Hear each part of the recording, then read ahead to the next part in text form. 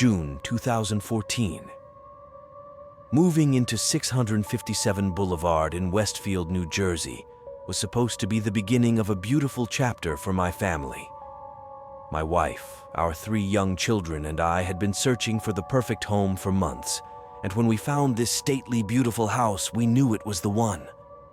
It had everything we could have wanted: ample space, charming architectural details, and a yard where the kids could play. We moved in during the height of summer. The weather was warm, and the streets were alive with the sounds of children playing and neighbors chatting. It seemed like a perfect place to raise our kids.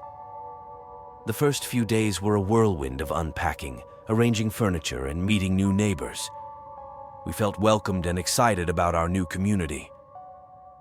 One evening, after a long day of settling in, I was sorting through a pile of mail when I noticed an envelope with no return address. It was addressed simply to the new owner. Curious, I opened it and began to read.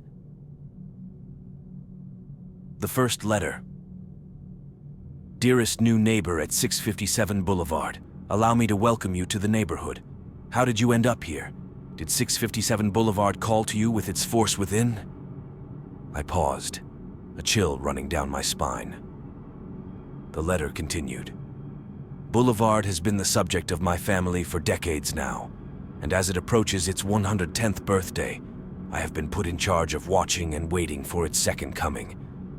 My grandfather watched the house in the 1920s, and my father watched in the 1960s. It is now my time. Do you know the history of the house? Do you know what lies within the walls of 657 Boulevard? Why are you here? I will find out. The letter went on to mention details about our family that no one outside could have known. My mind raced as I read the closing lines. Who am I? There are hundreds and hundreds of cars that drive by 657 Boulevard each day. Maybe I am in one. Look at all the windows you can see from 657 Boulevard. Maybe I am in one. Welcome, my friends, welcome. Let the party begin. The letter was signed, The Watcher. I showed the letter to my wife, Maria, and she turned pale. We decided to contact the police immediately. The officer who came to our house took the letter seriously, but had little to offer in terms of immediate help. There were no fingerprints, no return address, nothing to trace. We tried to shake it off, telling ourselves it was just a prank, but a nagging sense of dread lingered. We had installed a security system soon after moving in, and I was glad we did. I began to double-check the locks and windows every night. A few days later, another letter arrived. Welcome again to 657 Boulevard. The workers have been busy, and I have been watching you unload carfuls of your personal belongings. The dumpster is a nice touch. Have they found what is in the walls yet? In time they will. I am pleased to know your names now, and the names of the young blood you have brought to me. You certainly say their names often. Boulevard is anxious for you to move in. It has been years and years since the young blood ruled the hallways of the house. Have you found all the secrets it holds yet? Will the young blood play in the basement? Or are they too afraid to go down there alone? I would be very afraid if I were them. It is far away from the rest of the house. If you were upstairs, you would never hear them scream. Will they sleep in the attic? Or will you all sleep on the second floor? Who has the bedrooms facing the street? I'll know as soon as you move in. It will help me to know who is in which bedroom, then I can plan better. The sense of being watched was overwhelming. Whoever this was, they had been observing us closely. They knew intimate details about our lives and our new home. The police were again notified, and the investigation deepened, but still, no concrete leads emerged. Boulevard became a living nightmare.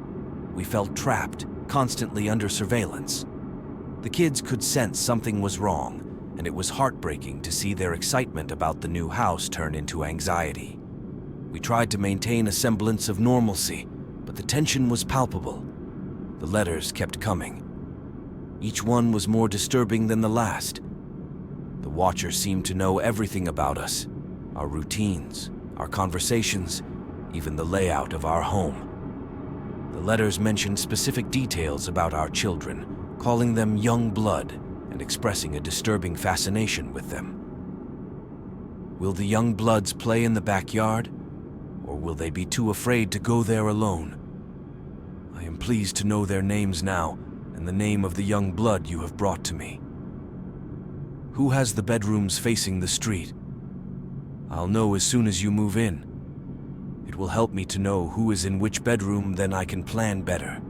All of the windows and doors in 657 Boulevard allow me to watch you and track you as you move through the house. Who am I? I am the Watcher, and have been in control of 657 Boulevard for the better part of 2 decades now. We installed more security cameras, but it did little to ease our fears. We kept the kids inside more often, fearing for their safety. The once promising home had become a prison of dread and paranoia. By the end of the summer, Maria and I knew we couldn't stay. The constant fear was too much to bear. The breaking point came when one of the letters threatened to harm our children. We packed up and moved out, leaving 657 Boulevard and its haunting presence behind. We tried to rent out the house, but the story had spread, and potential tenants were scared off. Eventually, we decided to sell.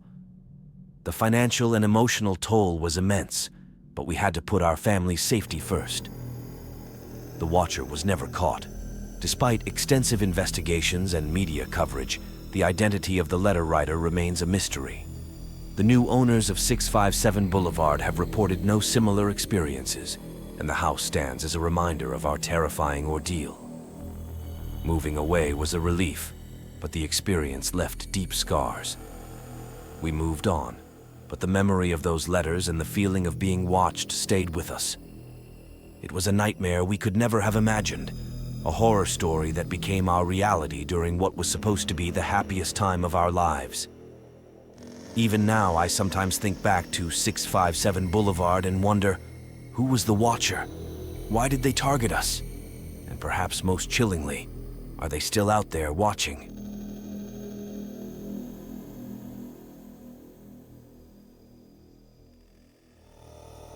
It was the summer of 1977, and I was just a young girl, eager for my first experience at Camp Scott, a beloved Girl Scout camp nestled in the woods of Oklahoma. My parents had been reluctant to send me at first, but I had begged them, enchanted by the stories of campfires, friendship, and adventure. Little did I know that the summer of fun would turn into a nightmare that would haunt me forever. The first few days were everything I had imagined. I made new friends, learned camp songs, and enjoyed exploring the beautiful trails that wound through the dense forest. Our camp counselors were wonderful, guiding us through various activities and making sure we felt safe and happy. I was in the Kiowa unit, which was one of the furthest from the main camp facilities. My tent mates and I were thrilled to have a bit of independence, and we spent our evenings whispering secrets and telling ghost stories by flashlight. It felt like we were in our own little world, far from the worries of everyday life. On the night of June 12th, a violent thunderstorm rolled in. The wind howled through the trees, and rain pelted the canvas of our tent. My tent mates and I huddled together, trying to comfort each other as the storm raged outside. Eventually, exhaustion overtook us, and we fell asleep to the sound of the rain. I was jolted awake in the middle of the night by a strange noise. At first, I thought it was just the storm, but then I heard it again. A low, guttural moan, almost like an animal in pain. I tried to convince myself it was just my imagination, but the sound persisted. I wanted to wake my tent mates, but something told me to stay quiet. I lay there, heart pounding, straining to hear over the din of the storm. After what felt like an eternity, the noise stopped, and I managed to drift back into a fitful sleep. The next morning, the storm had passed, leaving the camp soaked and muddy. We gathered for breakfast in the mess hall, everyone talking excitedly about the wild night. It wasn't until later that we realized 3 girls from the tent next to ours were missing. Panic spread quickly through the camp as counselors and staff began searching the area. The police were called, and soon the camp was crawling with officers and volunteers, all looking for the missing girls. The rest of us were told to stay in our tents, but the fear was palpable. By afternoon, the grim discovery was made. The bodies of Lori Farmer, Michelle Guse, and Doris Milner were found in the woods near our campsite. They had been brutally murdered. The camp was immediately closed, and we were sent home, our dreams of a fun summer shattered by the horror of what had happened. The days and weeks that followed were a blur. My parents tried to shield me from the news, but the story was everywhere. The police launched a massive manhunt, and soon a suspect was named, Gene Leroy Hart, a local man who had recently escaped from jail.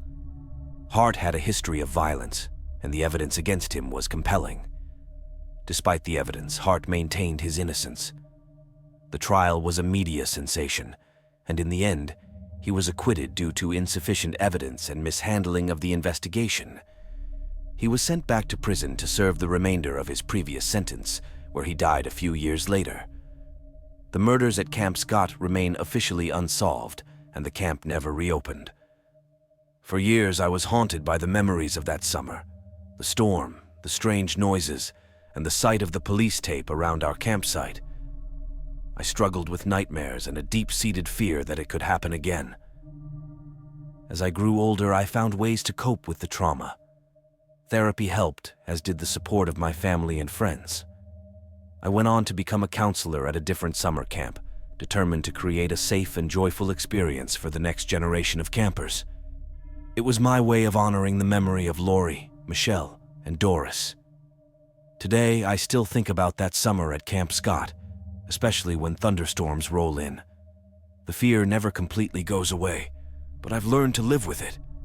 I focus on the good memories, the friendships made, and the resilience I found within myself. Life goes on, but the events of that summer are a part of me, a dark chapter in an otherwise bright life. I tell my story not to scare others, but to remind them of the importance of vigilance and safety, and to honor the memory of those who lost their lives too soon.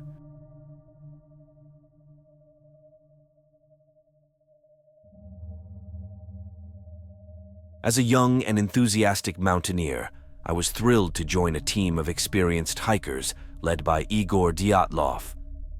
We were a group of 9, all students and graduates from the Ural Polytechnical Institute, eager to conquer the Ural Mountains in Soviet Russia.